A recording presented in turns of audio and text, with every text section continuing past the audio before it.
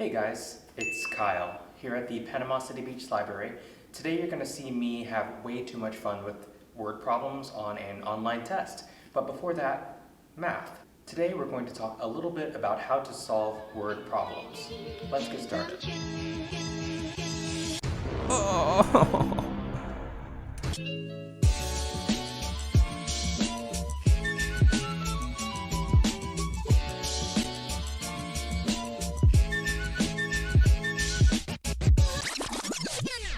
Word problems are a type of mathematical problem that includes a story along with it.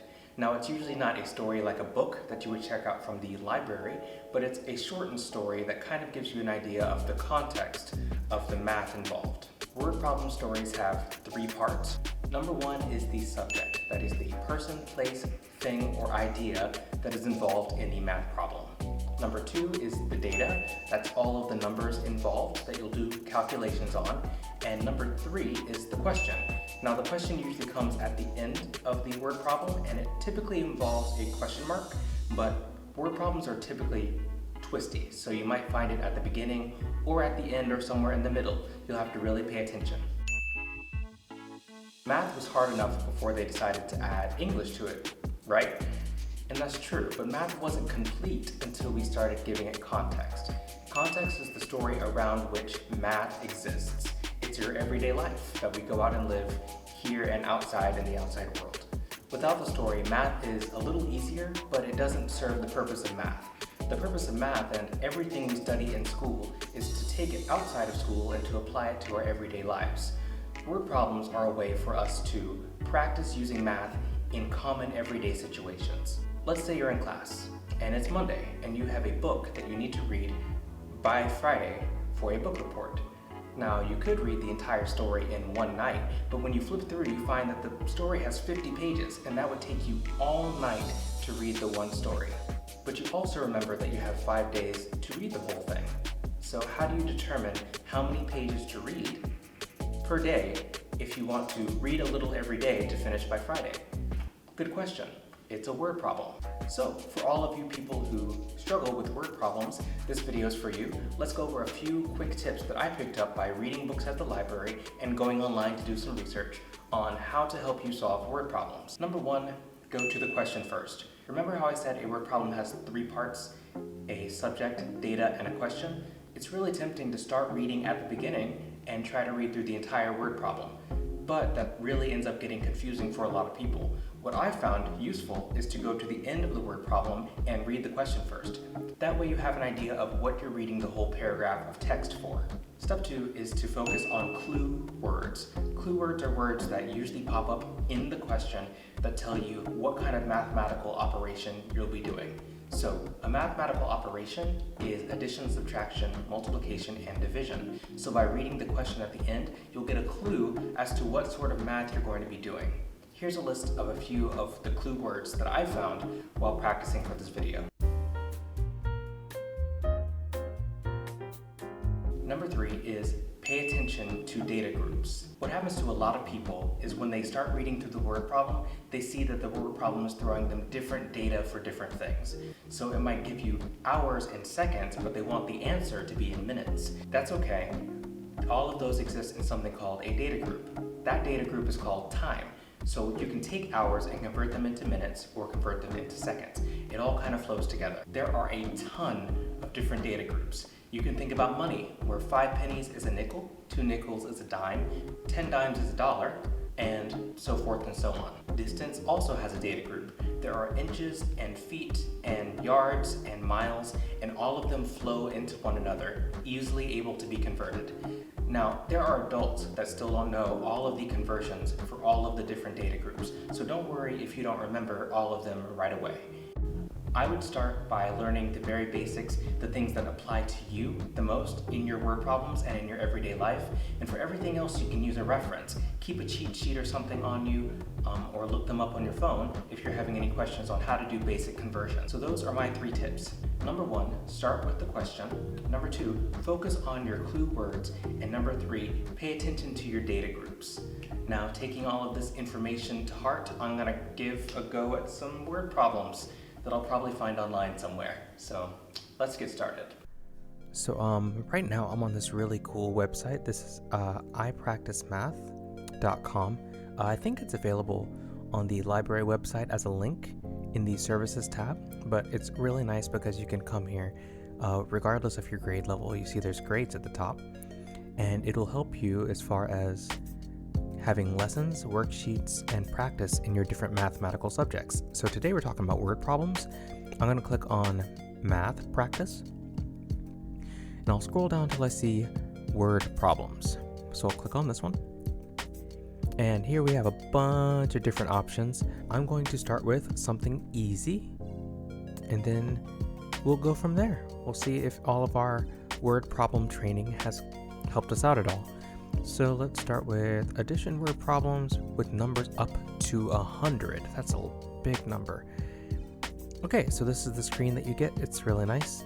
You have a question up here. We have our submit answer. It'll check it as soon as you submit it. So let's, I guess, start with the question. Here we go.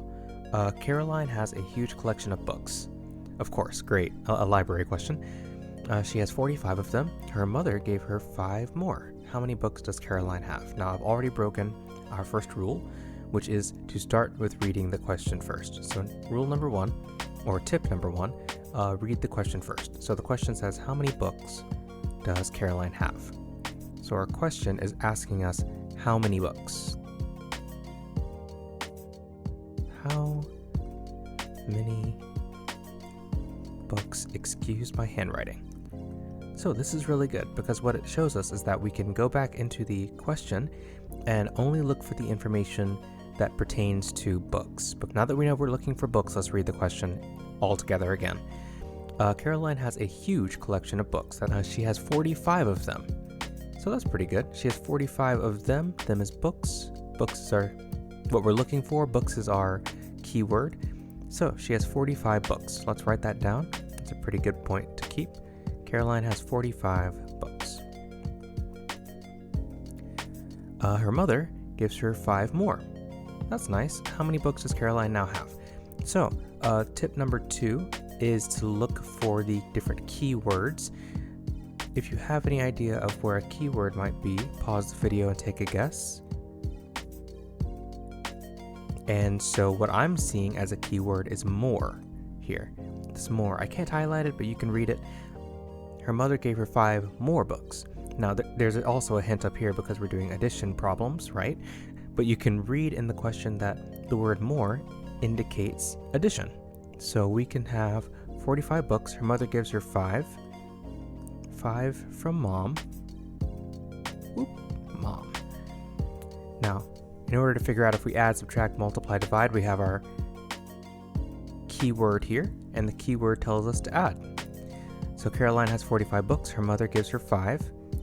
How many books does Caroline have in total? So it's 45 plus 5, that's 50. Caroline has 50 books. The question, how many books does she have? Let's go ahead and put in the answer 50 and see if we get a good answer. 50, submit. Awesome, nice, we get an awesome. Okay, so we have another question here. This one's certainly gonna be a bit harder, I can tell, because it's longer. Let's begin. In an essay writing competition, students were supposed to write 2 pages, each consisting of 450 words. 24 students participated. How many words did the students write in total? So tip number 1, let's find our question. How many words did the students write in total? So we want to know how many words. So the words is what we're going back into our question to look for. So let's go back in. In an essay writing competition, cool, but that's not what we're looking for. Students were supposed to write 2 pages. That's also really cool, but it's not what we're looking for. Each page consisting of 450 words. There we go. So that's important. We're going to write down 450 words per page. So it says each page consists of 450 words. How many words did the students write in total? So, do we find any key words that are important? Jumping to the end, we see total, and total is one of our addition keywords, so let's put down addition here. But before we get to the end, that's a pretty important note to keep, but there's some other things happening first. Students were supposed to write 2 pages, each page consisting of 450 words. So the word each is another keyword. It means multiplication. So we have students writing 450 words, writing them on 2 pages each. So we're going to multiply our 2 times our 450, and that equals 900 words. Very good. Okay, so now that we have this part up here taken care of, I don't see too many more keywords. There is more data here. 24 students participated. Let's write that down somewhere. 24 students. Okay, so now how many words did the students write in total? So this is a pretty important note. Each student in the contest had to write 900 words. That's 2 pages of 450 words each. Remember, our each meant multiplication. And there were 24 students who participated. So, and I'm going to have to erase this, so pause if you need to take notes, but I'll erase it. And let's say we have 24 students. I'm going to draw out all 24.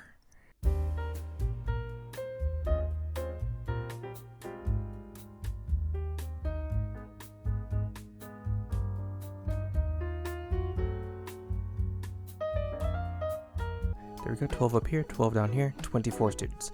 So 24 students, remember each student wrote 900 words.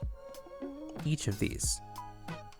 So what we'll do is give each student a 900 to represent their words that they wrote. It's going to be a lot of 900s.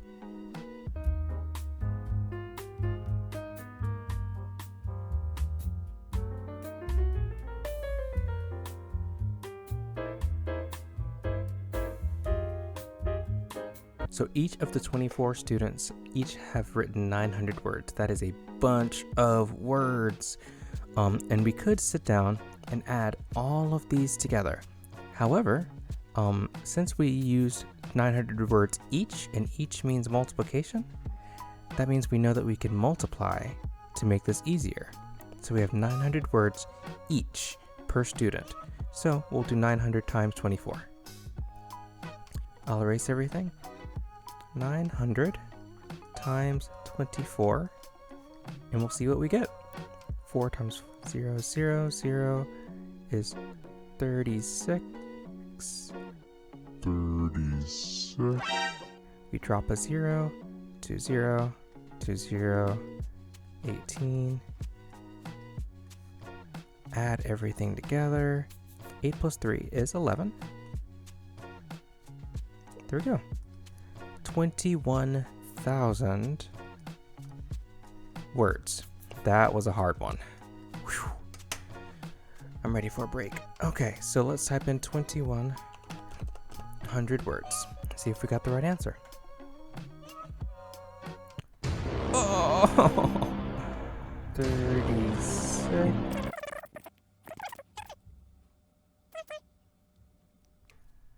36. Oh man, I forgot the 6.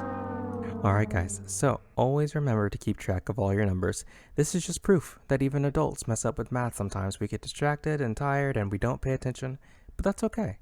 Just goes to show that all of us could use a little bit more practice with math. Hey guys, it's Kyle again. This video is already really long, so I didn't record a real outro for it. I just wanted to thank you guys for watching. Hope you learned a little bit. I'm going to take a little break from STEAM videos in the month of December, but I'll be back again in January. I hope you guys can do the same and enjoy your holiday season. Be safe, wash your hands, and we'll see you in the next video. Bye.